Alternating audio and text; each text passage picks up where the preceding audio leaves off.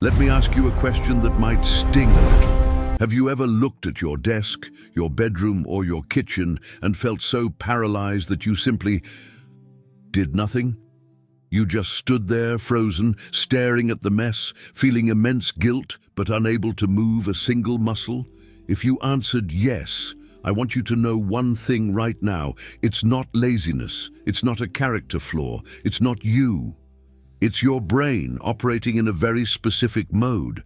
And in the next 10 minutes, I'm going to explain exactly what's happening inside your head and give you 3 5-minute habits that work even when your brain is screaming at you to do nothing. You can try the first one out tonight. If you live with ADHD, anxiety, or simply that feeling of mental overwhelm that just won't go away, I want you to listen closely. No one ever taught you how to organize your life in a way that accounts for how your brain actually works. You were taught to make lists. You were taught to have discipline. You were taught to wake up earlier.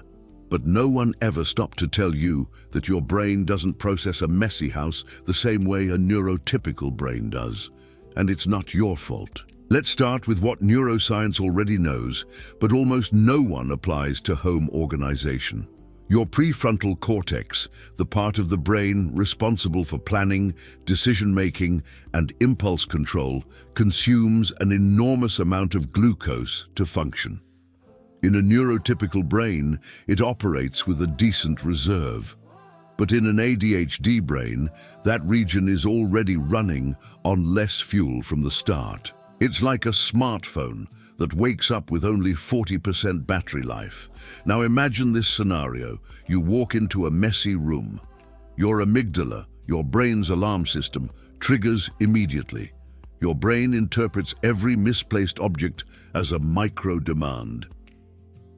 The stack of papers on the desk screams, "Organize me." The dishes in the sink scream, "Wash me." The clothes on the chair scream, "Put me away." Your brain doesn't just see a mess. It sees 15, 20, or 30 simultaneous tasks. And since your prefrontal cortex is already operating at its limit, it simply shuts down. This is what neuroscientists call decision paralysis. And here's the cruelest part. When the cortex shuts down, the amygdala keeps screaming. You get stuck in a state of constant high alert, frozen, feeling guilty and angry with yourself, yet unable to take any action. This isn't weakness. It's biology. Your brain has shifted into survival mode, and the only thing it knows how to do is freeze. But here's the good news. There is a way out. And it doesn't require superhuman discipline. It requires something much simpler. Reducing the number of decisions your brain has to make all at once. And that is exactly what the first habit does. This habit is called the single object rule. It works like this. You choose a space. It could be your desk, your bedroom, or the kitchen sink. You stand at the entrance of that space, and then you do this. You look at the mess. Your brain will immediately try to process everything at once. Ignore that. Take a deep breath. Then ask yourself one single question. What is the single object that, if I put it away right now, would make this space look 20% better? Just one. A mug, a shirt, a piece of paper. A single object. You pick up that object, you put it in its proper place, and that's it. You're done. If you want to stop there, you've already won. If you want to keep going, you repeat the same question. But here's the neuroscientific trick. When you reduce the demand on your prefrontal cortex to just one decision at a time, you break the paralysis. Your brain can handle one decision. It can't handle 30. And every object you put away releases a microdose of dopamine, which is exactly the fuel your brain needs to keep going. Try this tonight. One object, just one, and notice how the weight lifts.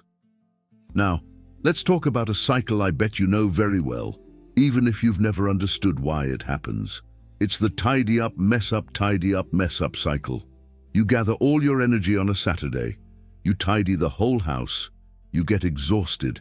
You feel good for a day, and within 48 hours, everything is a mess again. And the worst part is, on top of the mess, you now feel guilty because you had already tidied up and couldn't keep it up. That guilt isn't an accident, it's a chemical consequence. When you do a massive cleanup, you burn through a huge amount of dopamine and cerebral glucose all at once. Your brain interprets this as extreme exertion. And what does it do after extreme exertion? It goes into recovery mode. It reduces prefrontal cortex activity. It raises cortisol levels, and you end up exhausted, mentally exhausted, for days. That's why the big cleanup method doesn't work for your brain. You don't need more willpower. You need a system that doesn't drain your battery. You need cycles. If this makes sense to you, leave a like below. It helps me know that this kind of content is reaching the right people. Now let's move on to the second habit. This habit is the 5-minute reset. It is ridiculously simple. Every night at a set time, maybe right after dinner or before brushing your teeth, you set a timer on your phone for exactly 5 minutes. 5 minutes, not 15, not half an hour, 5. In those 5 minutes, you do just one thing. You put items back where they belong. It's not cleaning, it's not scrubbing, it's not organizing drawers, it's just putting things back. The mug goes to the sink, the remote control to the side table, the shirt to the chair. No need to fold it, just get it off the floor. The sneakers to the corner.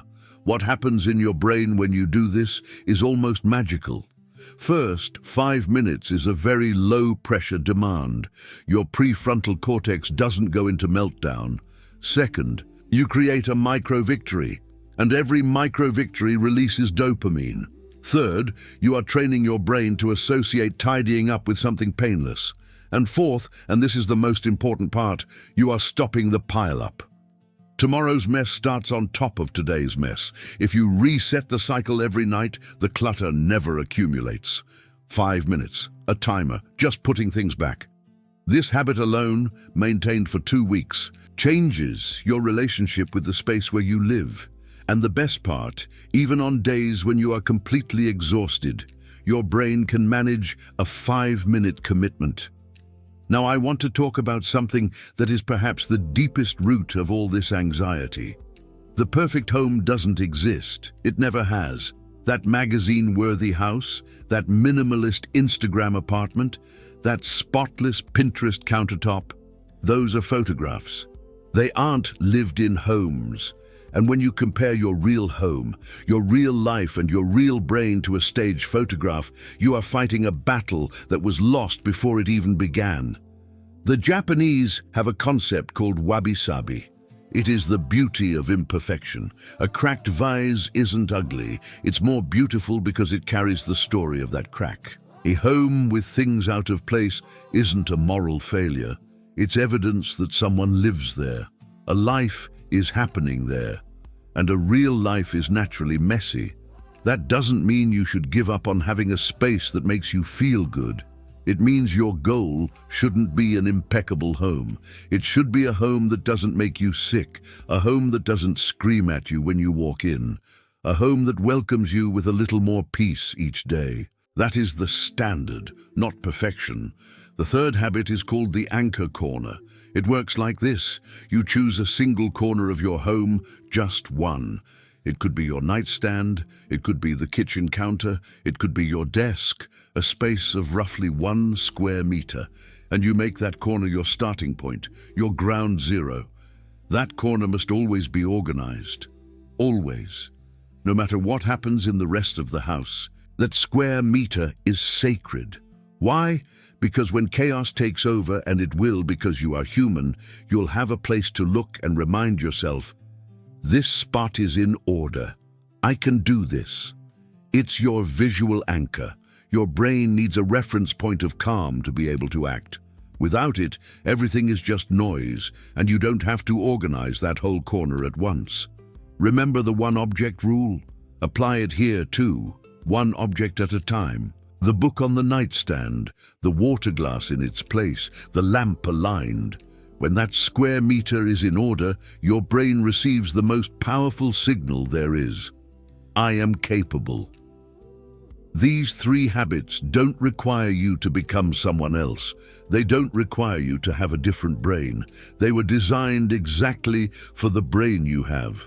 A brain that tires easily, that freezes when faced with too many choices, that feels guilt, that has tried everything and thinks the problem is you. It isn't you. The essential whispers. Let the essential whisper the way. 1 object, 5 minutes, a corner. That is how you rebuild a home and a mind from scratch. If this video touched on something you felt but never knew how to explain, share it with someone who needs to hear this today. Subscribe to the channel.